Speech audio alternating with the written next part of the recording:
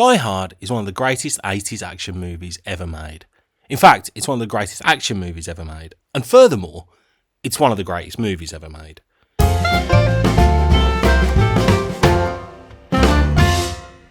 The story of New York police officer John McClane visiting his estranged wife in Los Angeles at Christmas and fighting off terrorists that tried to take over the skyscraper office of his wife's Japanese employer sets a precedent and created action movie tropes that were copied for years to follow. Not to claim that Die Hard is a wholly unique piece of work, many of the story elements have been seen before. The police officer in conflict with his fellow law enforcement about how to deal with the situation is seen in Serpico. The rough cop handling things his own ways has echoes of the French Connection. A contained scenario of characters facing an onslaught can bear comparison to Assault on Precinct 13. But Die Hard came at a time when action movie stars had mutated from the grizzled faces of Gene Hackman and Al Pacino back into those of a more physical strength and, ultimately, beyond. Schwarzenegger and Stallone had set the tone and the bar for big, unbeatable heroes that had very little chance of losing. Stallone effectively created the modern action movie by altering the ending of First Blood from a 70s style film where the hero dies to a more upbeat one where, if not victorious, the hero doesn't meet a depressing demise.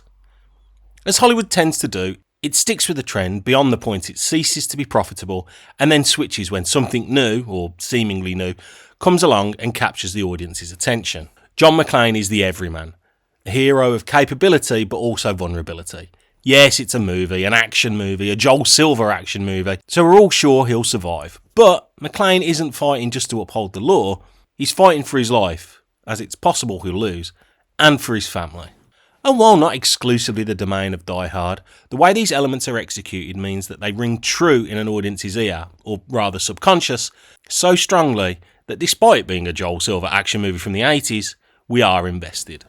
I could probably do 2 hours on Die Hard and the amazing way it crafts its story and characters to drive its plot forward in a realistic way, always cranking up the tension and never losing sight of what is at risk for McClane.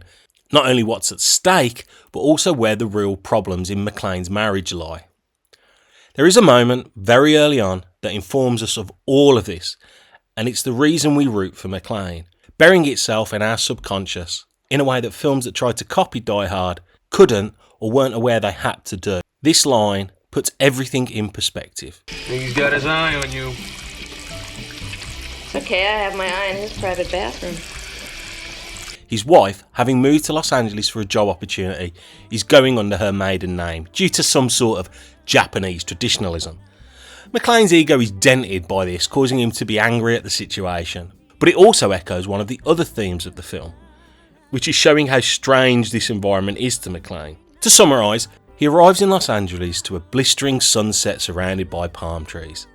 But it's meant to be Christmas. Where's the frost? Where's the snow? Where's the wind that blows from the east? The limo driver puts on modern, or at least modern for 1988, Christmas music, which isn't to John's taste or expectation. And to show he's not a complete knucklehead, John even comments on how he didn't think the Japanese really celebrated Christmas. I didn't realize they celebrated Christmas in Japan. Perhaps something he learned during his wife's research into the company before she took the job. So he is capable of understanding. The man who gives John a kiss and wishing him a Merry Christmas seems weird to John. Though he doesn't resort to any homophobic slander, he does find it weird that a stranger would hug him and kiss him. Though he probably wouldn't mind if it was that sexy stewardess on the airplane, right? Because John is definitely not gay and women really like him, but he's married, so he's not going to do anything, but he's definitely not gay. At the end of the film, he's back with his wife, and as the paper from the top floors flutter down, we get a rendition of Let It Snow by whoever it was, and the white papers fall from the sky. John and his wife, and the music, and the paper that kind of looks like snow. It's all very Christmassy, meaning everything's been restored to the way John likes it, but he's learned a couple of things along the way. And while it's true that John's determination and commitment to his wife is the reason the day is ultimately saved, even if he does have help from a few others, really what has been saved at this point is John himself. Because all the stress and the anger and the miscommunication that he and his wife were going through, John was guilty of not wanting to fix.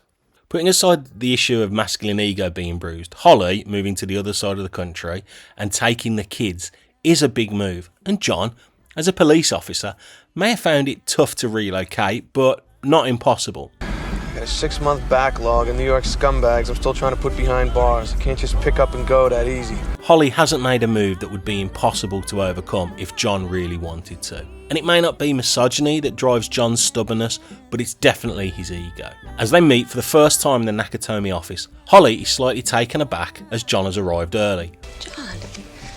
But it's clear she's glad he's there, though she seems a little nervous. As does John, but he's playing it cool. He has the banter with Takagi, even pointing out that Ellis has cocaine on his nose. Missed something. But he's definitely pleased his wife is there. Then comes the line. He's got his eye on you. It's okay, I have my eye on his private bathroom. On the surface, we're supposed to think that she's referring to her career ambition, and that she sees Ellis's office bathroom, which comes with Ellis's office, which comes with Ellis's job, because she wants Ellis's job. Really, if she meant that, she would have said, I've got my eye on his desk, or I've got my eye on his office, something like that. But what she says is, I've got my eye on his private bathroom. It may not be clear to the casual viewer that they are currently in Ellis's office, because Ellis has the bathroom that John can use, and so John is currently standing in Ellis's bathroom. It's okay, I have my eye on his private bathroom. In which stands her husband right now. That is who she is looking at. That is what she has her eye on. That is what she wants. John has nothing to worry about. Holly still wants him. Holly still loves him. He's still the man. He's still her man. Holly offered an olive branch by asking John where he's staying. Ramona. Pomona. And when he says Pomona, Holly makes it seem like it's way too far to go, and thus staying with her and the kids would be a better option. Why don't we make it easy? I have a spare bedroom. She even goes so far as to say the kids would love it. Kids would love to have you at the house. And John forces her to admit that she would love it too. And despite John trying to play the cool, laid-back, not so bothered by the situation guy, Holly takes it on the chin and admits that she wants John to come home. I would too. She's lowered her defences, she's lowered her guard, she's prepared to admit she wants John. This is not a broken marriage, this is a strained marriage, where both people have made mistakes. Holly, whilst not taking the blame, is prepared to put it all aside, demonstrate to John that she still loves him. She's vulnerable, she wants the marriage to work, she wants her family back. I missed you. All it's going to take is for John to do the same and they can figure something out. But John doesn't know how to do that. I guess you didn't miss my name, though, huh? Except maybe when you're signing checks. He cannot resist, and he must mention that she's still going by her maiden name. And that's painful. It's an argument that clearly had before. Holly was trying to move on, trying to make amends and offer that olive branch, but John's ego just gets in the way. And the reason they can't continue the conversation and argument, luckily, is that Holly has to go and make a Christmas speech. Holly leaves and John is left alone. And we get to see a moment with John which demonstrates the self-awareness he's developed, or at least developing. And he does slightly punish himself for being stupid. That's great, John. Good job. But not for being wrong. John is yet to be proven wrong. But in that moment, we have learned where their relationship is. It's demonstrated that it's worth saving.